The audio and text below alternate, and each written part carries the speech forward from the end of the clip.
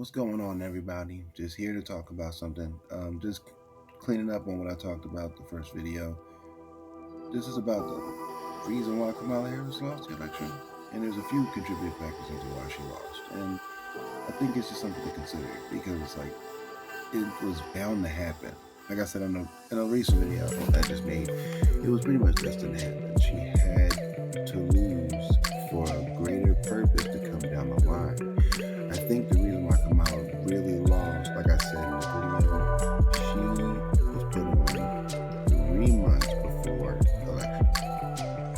She was thrown on pretty much in the very end of the election year. And it's just something to think about because when you put someone in that type of time, they got to come up with something, come up with a game plan, come up with a strategy. And she just was thrown into it without any real thought into the situation. It goes to show that it was pretty much set up for her to lose from the beginning because Biden was going down and then they panicked. So when they threw Kamala in, they said, oh, maybe she can beat him. And did she destroy Trump during their first presidential election debate? In my opinion, I think she did beat him. But the thing is, it wasn't enough. She was tracking a little bit better after that, though. She was definitely tracking better, but it wasn't her favorite. People were just too frustrated with Biden and her, and the fact that she was gone for 3 whole years during her presidency. Like, I can't think of anything she's done since the "we did it" joke thing. And that's the next time I saw Kamala Harris, I swear to y'all. But the thing that we need to really think about is the fact that she was the vice president. Next thing you know, she was vice president in the middle of an election where her head got cut off. Biden stumbled so far, the age just finally caught up to him, and unfortunately for Biden, that's just what happened. I personally think they should have just let Biden fall, because then in 2028, if Kamala Harris did want to run again, she could run again without any stipulation, but now the stipulations on her head. That just doesn't mean I'm supporting Kamala Harris. I do not support the Democrats whatsoever. I am independent. I strictly stand on independence because I just can't trust either party. The Democrats have gotten over the line for so long, which leads to my second point, is just the fact that black men especially have woken up to a good amount of the BS from the Democratic Party. I think it was something that was beneficial for us. I think it works into our favor because we really needed to do that, and I was hoping that would be the case for black women, but I think we need to wait a little bit longer for that. I don't know what it's going to take for them to see that, because everything's been put out there for why we went away from the Democrats in the first place. And the vote blue, no matter who mindset, is slowly leaving the black community, which thank God, because we've made them comfortable. That's just what it is. We made them comfortable. We were giving them our vote with no demands, no tangibles inside. We just was like, oh, vote for the Democrats because they're not racist. But in reality, both parties are racist. If you go back in history, the Democrats are really responsible for the KKK happening in the first place. They didn't want to end slavery. They fought to keep it. So that's just a little piece of history for people who already know. For people who don't know, there's something new that you just learned. The other thing is, it comes into play when I know that the baby deletion process was created off eugenics purposes anyway. And they pretty much admitted they did that to keep Hispanic and the black population low, so they wouldn't overtake white society. And we've been fighting for that and going for that, and now fast forward 2024, after 50 years of it, we're 20 million people short. So it's something that we really need to think about, and this is like Kamala solely on that too. And then there's the other thing that people tend to not realize about how politics works is when a country full of people is frustrated with a party, they tend to go to the opposite party during the next election. So people were frustrated with Biden and Kamala, so they went Republican. Even when white people voting for Donald Trump didn't change since 2016. They voted the same way in 2024 as they did in 2016, and it's just that Trump got a lot more of the Hispanic vote, a lot more of the black male vote, some a little bit more black women voting for him. So ultimately, this wasn't Kamala's favorite. The whole country damn near was ran. You see that map from election night. It just was what it was. She did not have a lot going for herself at that point in time. Also, it just goes to show that she wasn't really campaigning either. She just didn't come up with anything. She was going off abortion, which, yeah, I mean, it works for her because that's what a lot of people were crying about. So she used that as a main spearhead, but she went off her identity, which I get why she did it, because that's why she got picked to be the vice president in the first place.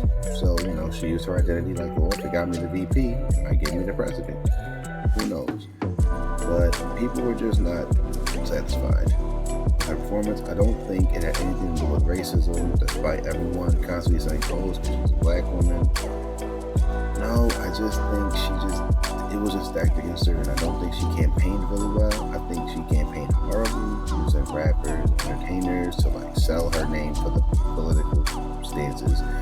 And I just think black men specifically saw that and was like, there's more to us than just this.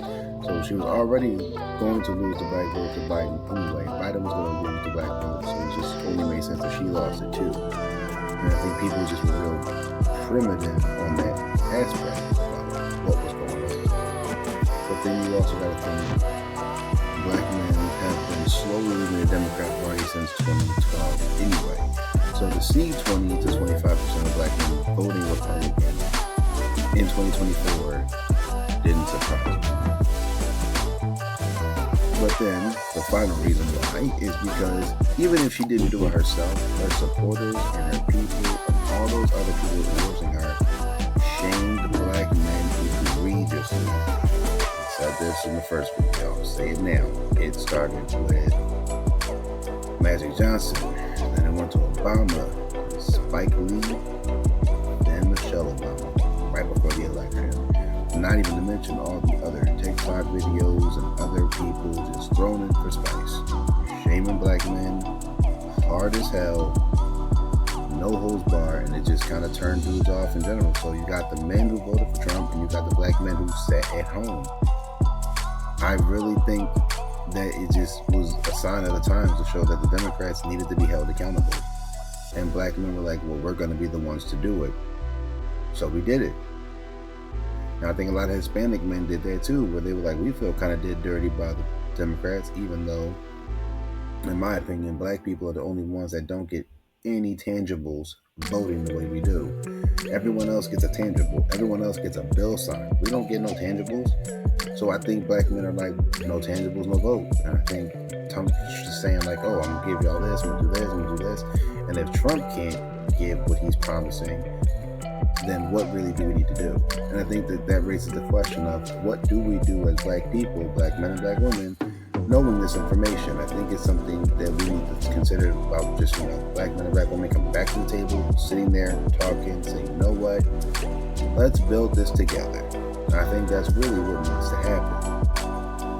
But the social media era has made it very much impossible, or close to impossible. I won't say impossible, close to impossible for black men and black women to get along. And there are a good amount of black men and black women who get along, but they're never put on the forefront. So I think Kamala losing just didn't have anything to do, on the side of this person. Like, she didn't lose because of racism. And the misogyny, I don't know. I think that's just a primitive standpoint put out there. Because to sit there and say, oh, well, she lost because she's a woman, black men voted for Hillary Clinton. And it was just a different time, 8 years ago.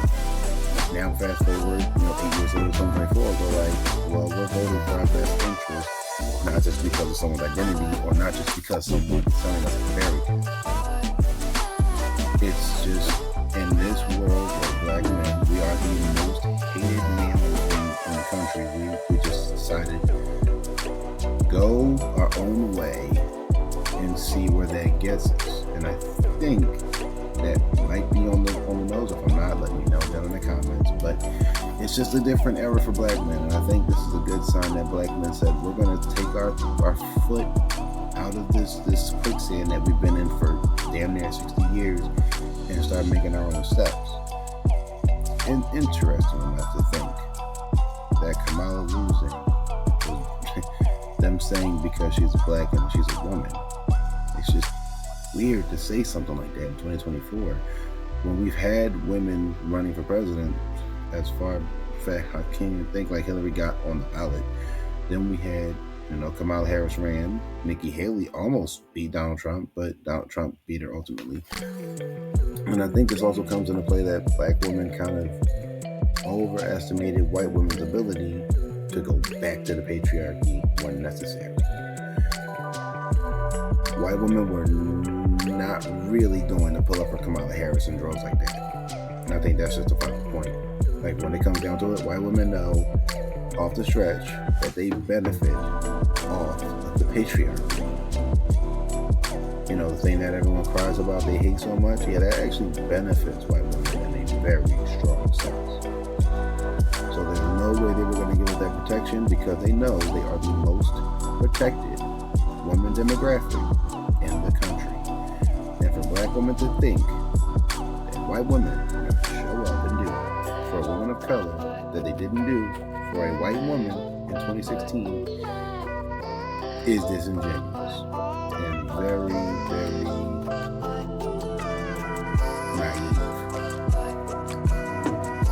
So again, Kamala really didn't lose because she's a woman, not because she's black. I think she lost just because political patterns took place and it just happened to be the time that she was running. That's it, that's all. That's my 2 cents. Let me know how y'all feel down below. Like, comment, subscribe for more. I'll see you guys in the next one.